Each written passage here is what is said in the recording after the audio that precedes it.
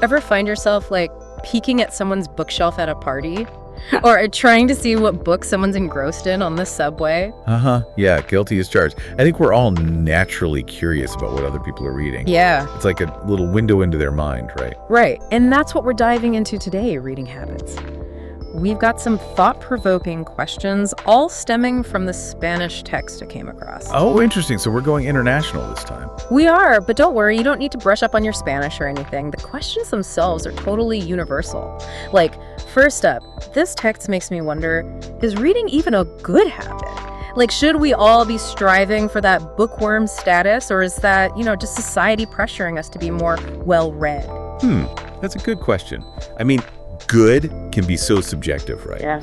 But there's definitely something to be said about the cognitive benefits of reading. I mean, there's tons of research on it. Like when you read, you're not just relaxing, you're actively engaging your brain, improving your memory, focus, all that good stuff. Totally. It's like a workout, but for your mind instead of your muscles. Okay, so reading can be good for us, but how many people are actually reading these days? I have to admit, with all the technology we're surrounded by, I sometimes worry that reading is becoming a bit of a lost art. Yeah, I get that. It's true, some studies show that traditional reading rates have gone down, especially among younger generations.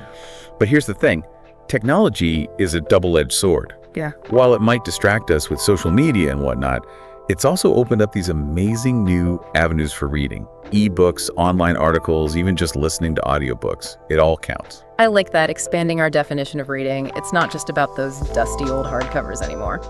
Which, speaking of, this text also got me thinking about all the different types of readers out there. Like, have you noticed any distinct reading personalities in your, expert observations? Instead of trying to put people into these rigid categories, I think it's more interesting to look at it as a spectrum of reading motivations. Some people, they crave that escape that fiction provides, getting lost in another world. Others, they're all about nonfiction, learning new things, expanding their knowledge base. That's so true, and I guess both are equally valid. It's all about what speaks to you personally. Kind of like that whole debate about physical books versus digital. I've got to admit, I'm a sucker for the feel of paper, the smell of a new book. But on the other hand, my e-reader is a lifesaver, especially at bedtime. Which, by the way, this text even touches upon, when people find time to read. The age-old debate. Honestly, I think there's room for both. Like, it's understandable to cherish that physical book experience, but you can't deny the convenience of digital, a whole library in your pocket, adjustable font size. It's a game changer for a lot of people. And hey, if it gets people reading more in whatever format, I say go for it. 100%. Okay, last big question from this text that really got me thinking. Is it better to, specialize in a certain genre? Or is there more value in branching out, trying new things? I'm constantly debating this myself. You know what? The beauty of it is there's no one right answer. Both approaches have their own unique merits.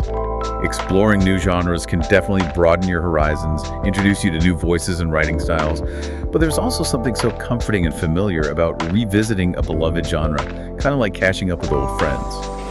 The key takeaway here is to find what brings you joy. I love that. And you know what? It circles back to what we were talking about before. Expanding our definition of reading also means acknowledging that there are so many ways to enjoy it, whether it's fiction or nonfiction, physical or digital. The important thing is that we're engaging with words and stories and ideas. Exactly. And I think that's such a crucial point, especially in today's world, because we are absolutely bombarded with information from all sides, right? Yeah. So the act of choosing what we read and how we choose to engage with it, it becomes even more significant. It's about actively shaping our own minds and perspectives. Such a powerful thought. So to our listeners out there, what will you choose to read next? And how will your choices in turn shape your world?